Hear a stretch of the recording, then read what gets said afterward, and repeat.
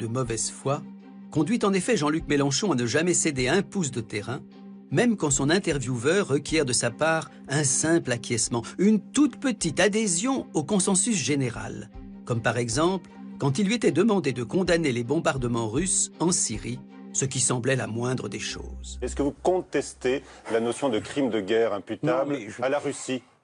Tout ça, ce sont des bavardages. Il y a une guerre... Non, c'est une réalité terrible aujourd'hui encore. Oui, d'accord, ok. Jean-Michel Grossior, alors nous allons commencer par dire que nous n'aimons pas les bombardements, ni vous ni moi. D'ailleurs, nous ne les avons jamais aimés.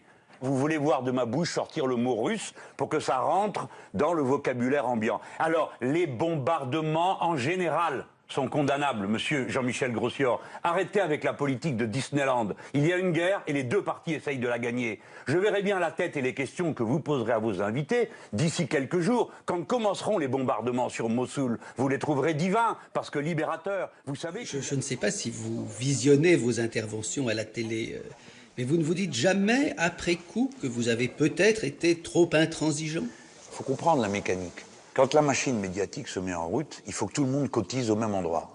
C'est la quête. Hein. Donc si la mode de la semaine, c'est abat les bombardements d'Alep, il faut commencer par dire abat les bombardements d'Alep, et après tu dis ce que tu veux, ça s'en fout. Ce qui compte, c'est même Mélenchon condamne, ce qui sous-entend que, au fond, j'ai déjà une accointance particulière avec les bombardements, mais que dans ce cas-là, quand même, je trouve que c'est trop. Et c'est cette façon d'exiger la cotisation qui, moi, me met les nerfs à vif. Hein, parce que je vois arriver la main de la manipulation. Et puis surtout, il veut pas perdre, quoi. Il a un orgueil qui fait que non, il va pas vous accorder la réponse que vous imaginez. Bien sûr, il condamne les bombardements en Syrie, mais il veut pas avoir à le répéter 100 fois, il veut pas qu'on l'enferme là-dedans, parce que c'est, comme il dit, mettre le doigt dans l'engrenage, quoi. Faut vraiment avoir à l'esprit que, pour lui, une interview, c'est pas quelque chose de gentil et neutre et sympathique. Pour lui, comme il dit, c'est monter sur un ring. C'est un affrontement, c'est un rapport de force, de toute façon. Il y a quand même quelque chose que je ne comprends pas, ça. Ça ne vous ennuie pas qu'au final, on fasse de vous un partisan de Poutine?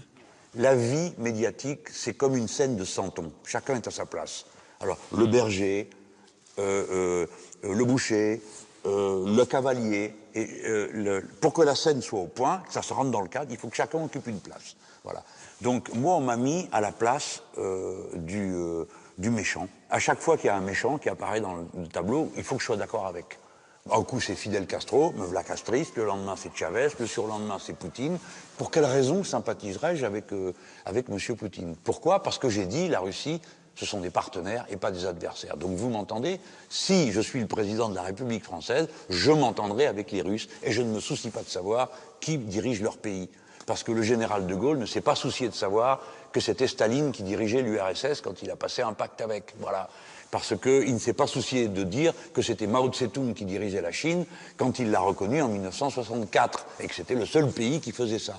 Parce que la France, elle a des partenaires qui sont dans l'histoire longue.